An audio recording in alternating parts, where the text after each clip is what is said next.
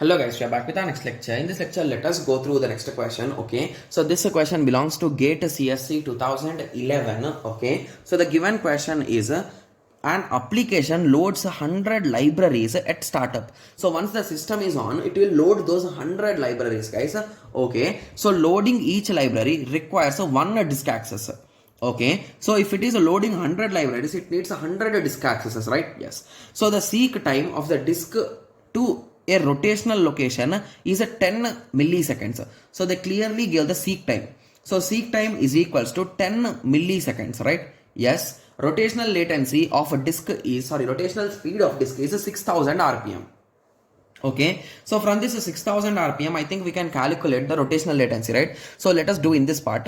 So 6000 rotations in 1 minute. So it is a nothing but a 6000 rotations divided by 60 in 1 second.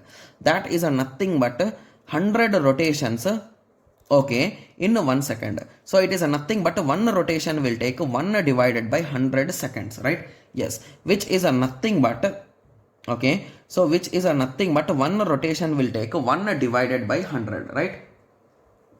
Okay, so that is a nothing but a 0.01 second, right? Yes. So what is rotational latency, guys? Rotational latency will be half of this time, right? So rotational latency is equals to 0.01 divided by 2. So what will be the answer if I divide it by 2, guys? It will become 5 into 10 power minus 3, right? So it will become 0.05. So it is nothing but 5 into 10 power minus 3 because I want to convert it to milliseconds. That's the reason I wrote in that way. So it is a 5 milliseconds, right? Yes. So now I calculate the rotational latency as well as the value which they give. So that is seek time, right? Yes. Okay. Yes. So if all 100 libraries are loaded from random locations of the disk, so they are saying these 100 are loaded from random locations. So there is no fixed location, like exactly from that place we are getting it, from this place we are getting like that. Okay. Yes. So indirectly it will be multiplying this whole value, right? Because for one location it will take this much time. So if after that location continuously, if there are no issue, but here they clearly give they are from different locations. So this time will be multiplied into 100 to be clear, right? Yes. Okay. How long does it take to load all the libraries? The time to transfer the data from the disk to block.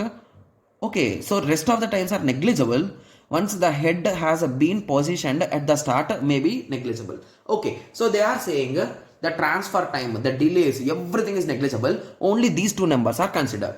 Okay, so what is the total time, guys? It is a 15 milliseconds, right? That is a nothing but a 15 into 10 power minus 3 seconds because the final result is in seconds, which I have noticed just now. Okay, yes. So if you recall, each instruction will, each library will take this much time. So if there are 100 libraries, it will take that much time, right? So it is a 15 into 10 power minus 1 second.